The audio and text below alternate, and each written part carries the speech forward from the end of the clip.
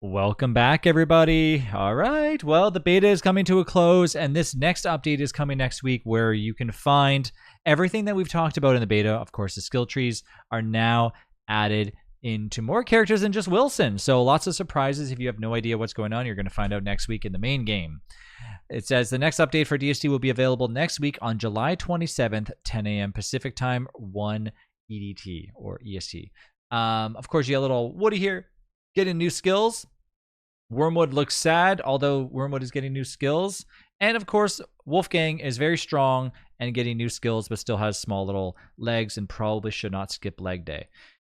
Okay, skill spotlight, Wormwood, what I just said, highlights, they obviously are all added. Survivors can now craft large support pillars to create area safe from quakes, debris in the caves. This is stuff from the beta that, of course, after they've compiled everything, this is what they came up with.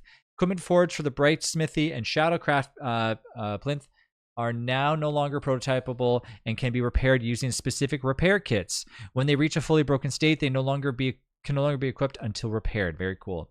Equip changes. Umbrella can now be activated on the ground to generate an area effect rain barrier. That's really cool because I'm assuming, I haven't tested it yet, but I would guess that you can have more players. Please note that the acid rain does not heal the umbrella while it's in act. Sorry, umbrella. Sorry, not the umbrella. Never mind, it's the wrong one.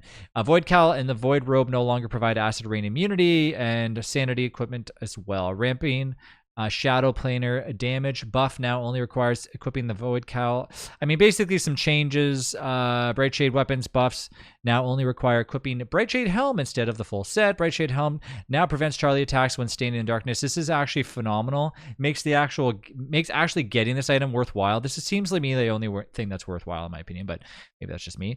Bright Shade armor now has minor damage reflection. Cool. Dreadstone armor and Dreadstone Helm no longer drain sanity when not self-repairing. Pretty cool.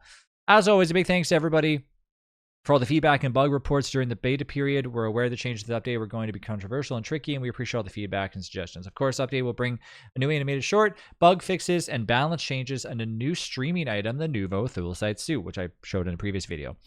So this is a start to the next little bit of sets. So essentially what's going on is we're getting skill sets for each character. Now, it might feel like we're getting a bunch of reworks again. It kind of does feel like that, except it's not so in-depth where it's going to take them a long time to do, because this will probably get released within the 2 weeks period. We'll probably have the next set of characters, then they're doing 3 at a time, so it should be pretty quick. I think by the time the skill tree sets are done for all characters, we're probably going to get some major stuff added. I'm hoping it's that DST dungeons, because if it is, it would make this all make sense. Well, maybe, I don't know. You know what? The skill trees, the skill sets don't really apply too much to that, but who knows? Anyways, regardless, I'm excited. I think it's going to be pretty cool. This update is obviously big revolving around these characters. It does have a bunch of things like this involved in it, so I'm assuming we'll see how the next update is after this, but definitely a good start. I mean, I'm very happy to see these characters get a lot of love. Woody especially has lots more love now, which makes me happy because I used to love playing Woody all the time. And you know what? Now I'm going to play Woody even more. I mean, the armor that Woody can make is just so great now and so inexpensive. It's basically like having a...